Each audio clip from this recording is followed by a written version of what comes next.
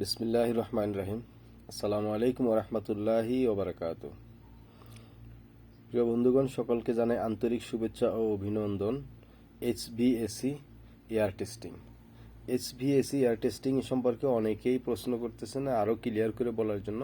তো HVAC tab testing অথবা testing and commissioning কি, তো সেটার উপরে আমি আরেকটু ভালো করে আপনাদেরকে বোঝানোর জন্য এই ভিডিওটি আবারও আপলোড করলাম।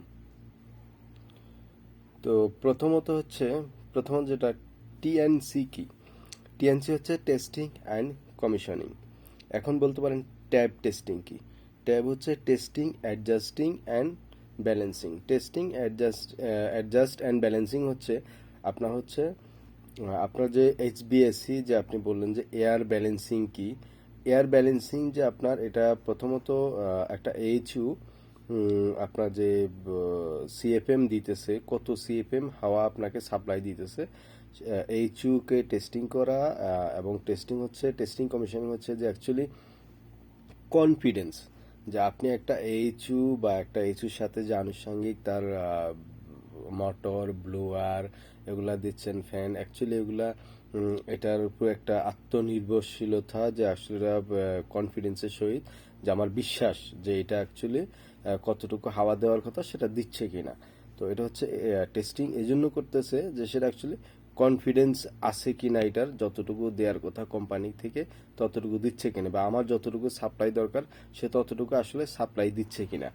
তো এই জন্য টেস্টিং অ্যান্ড কমিশনিং করা। টেস্টিং অ্যান্ড কমিশনিংয়ের উপরে অ্যাকচুয়ালি আমি অন্য ভিডিওতে আপনাদেরকে আরও ক্লিয়ার করে বলবো। তো আজকে যে জিনিসটা বলতেছি সেটা হচ্ছে যে এইচবিএসি এয়ার টেস্টিং কি, এয়ার কেন টেস্টিং করতেছে, হাওয়াটা কেন আমরা পরীক্ষিত করতেছি, যে আসলে পরীক্ষা কেন করা হইতেছে, এটার উপরে আমরা আজকে কথা বলবো। এখন কথা হচ্ছে যে এয়ার টেস্টিং কেন করা হচ্ছে, বা এয়ার টেস্টিং টেকনিশিয়ানের কাজ কি, এয়ার টেস্টিং কি। আপনার একটা রুম, ধরেন একটা রুমের ভিতরে 4টা ডিফিউজার আছে।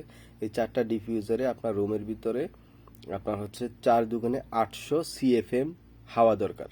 কারণ 800 সিএফএম হাওয়া দিচ্ছে কিনা 4টা ডিফিউজারের মাধ্যমে, যে হাওয়াটা আসলে আসতেছে কিনা, একটা ডিফিউজারে সমান বরাবর 200 করে সিএফএম আসতেছে কিনা, সেটা টেস্টিং অ্যান্ড কমিশনিং যে ইঞ্জিনিয়ার থাকবে, কমিশনিং ইঞ্জিনিয়ার, সেটা টেকনিশিয়ানের সহযোগিতায় সেটা সেখানে পরীক্ষা নিরীক্ষা করবে।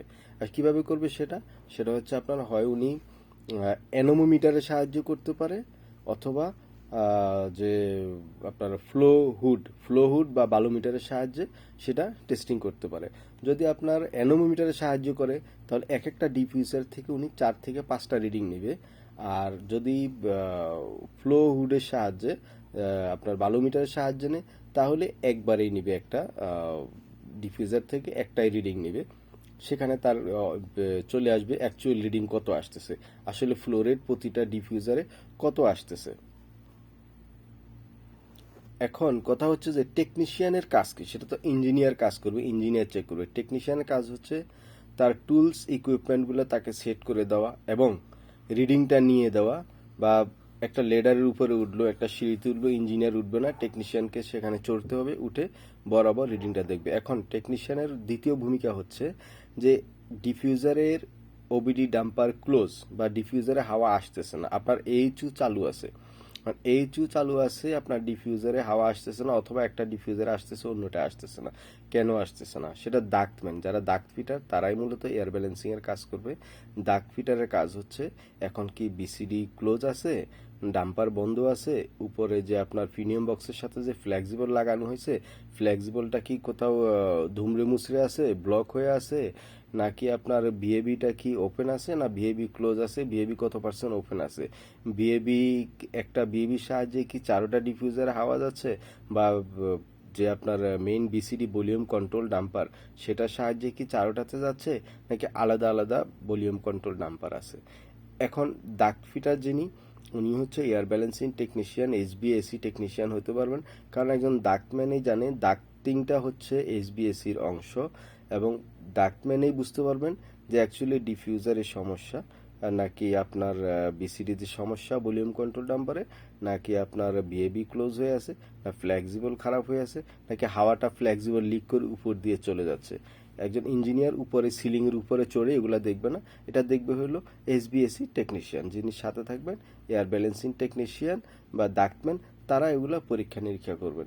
মূলত একজন এসবিএসি বা air balancing technician, ductman is a same, যারা ডাক্টিংয়ের কাজ করেন, ডাক্তের কাজ করেন, তারা এসবিএসি এয়ার ব্যালেন্সিং টেকনিশিয়ানের কাজ করতে পারবেন। শুধুমাত্র একটু টেস্টিং অ্যান্ড কমিশনের কাজ করলে আপনাকে একটু কমন নলেজ থাকতে হবে, সাধারণ জ্ঞানাবলম্বী থাকতে হবে। এটাই হচ্ছে এসবিএসির কাজ। ধন্যবাদ, ভালো থাকবেন। যে যেখান থেকে ভিডিওটা দেখতেছেন অবশ্যই লাইক, শেয়ার করবেন এবং সাবস্ক্রাইব করবেন। অবশ্যই অন্যকে দেখার সুযোগ করে দিবেন। এবং যেখানে কাজ করেন জীবনের ঝুঁকি নিয়ে কোনো কাজ করবেন না। জীবনের প্রথমে সেফটি ফার্স্ট। আপনার লাইফ সেফ তো সব কিছু সেফ। জীবনের ঝুঁকি নিয়ে কোথাও কাজ করবেন না। নিজের কথা ভাবুন এবং পরিবারের কথা ভাবুন। ধন্যবাদ।